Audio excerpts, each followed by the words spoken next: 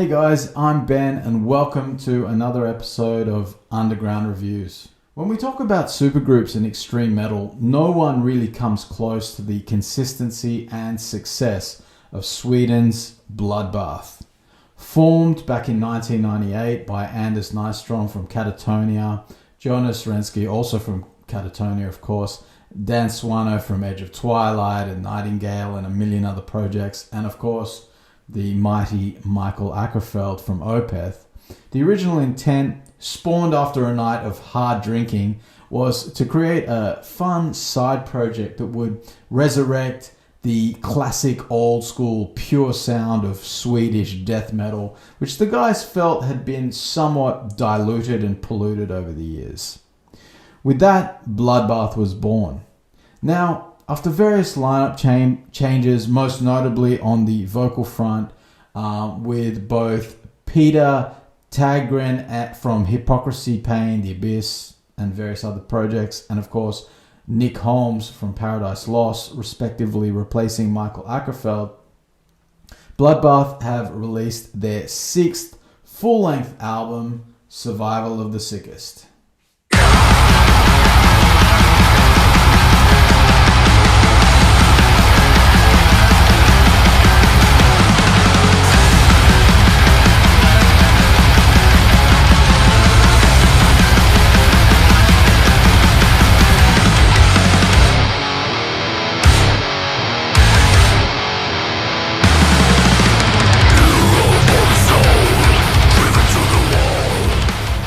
The interesting thing about Bloodbath is that while they have remained steadfastly connected to their original remit, each era of the band, defined by whichever vocalist was fronting Bloodbath, saw the band lean slightly in the direction of other extremes to blend into the straight-for-the-throat approach to death metal. On albums like their debut Resurrection Through Carnage, Grand Morbid Funeral, and their previous album The Arrow of Satan is Drawn, the band had a more grinding, abrasive sound that very much drew, as expected, from the original Dismember and Entombed sound. They also tempered moments of the latter two albums with doomier elements and some black metal feels to some degree as well. However, overall, that grinding bass and Boss HM2 guitar pedal sound is the dominant force here.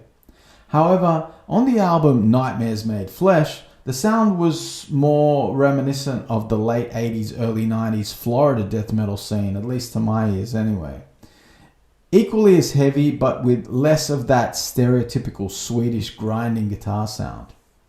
On the Fathomless Mastery, the band reached into another direction, modernizing their sound and exchanging the grinding bass and guitar with a fuller, heavier, but less distinctive sound. Survival of the Sickest falls most closely to the Fathomless Mastery in its sonic approach. However, while I love Michael Åkerfeldt and think he's one of the best extreme vocalists to ever growl his guts out on tape, I do find that while there are plenty of highlights on that album, and it's certainly very good album, overall the songwriting on Survival of the Sickest is a little stronger. I also think that even though I prefer Michael's deep growls in general, here Nick Holmes does a great job bringing a nasty, menacing feel to the whole affair, and it's probably more dynamic overall. There's also more high-speed death metal attack on Survival of the Sickest. Anders Nyström and new addition Thomas Akvik from Lick do a fantastic job of delivering up consistently killer death metal riffage, and Jonas Renksi, who is less sonically present than on previous albums, nonetheless does his part to add power and menace to the whole affair on the bass. Album highlights for me are the infectious album opener Zombie Inferno, which also has a death car and zombie-filled video, which is good fun too, so go check that out.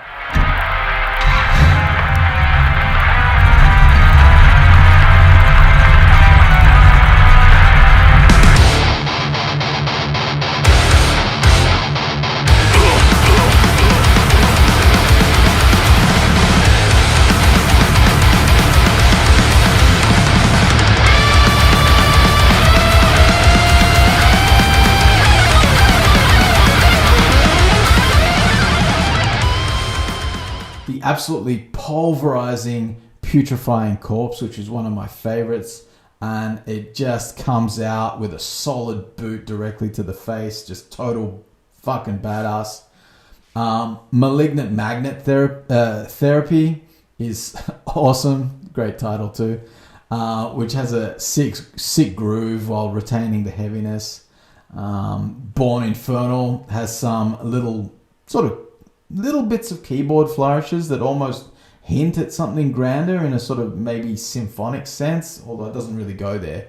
But it's never distracting from the overall punishment of that song. It's still fucking heavy as. Affliction of Extinction is another contagious onslaught of killer riffs, and the album closer, No God Before Me, which is a slower, doomier number. It's another earworm as well, and its dark, brooding atmosphere and almost clean vocal additions is a very effective way to close out the album. But really, there are no weak tracks, and every song has its own killer moments too. Bloodbath has never really been a band that's blazing new ground or breaking the mold in any significant way, but that was never really the point of the band. They have a clear mission, which is to deliver up pure, unadulterated, high-quality Swedish death metal, and they've established themselves as one of the most consistent bands in the genre. All their albums are strong, and Survival of the Sickest is no different. My personal favourite thing the band ever did was the EP, Unblessing the Purity, when Michael was still on board, but Survival of the Sickest is a strong contender for one of their best albums among a catalogue of very strong albums. This is top shelf death metal. Anyway, guys, how would I rate this one? Well, I would confidently give this one a solid 8 out of 10, and perhaps with more time and listens, it might even grow more than that. Anyway, guys, that's it for today. Thanks for watching. Stay metal, and see you next time.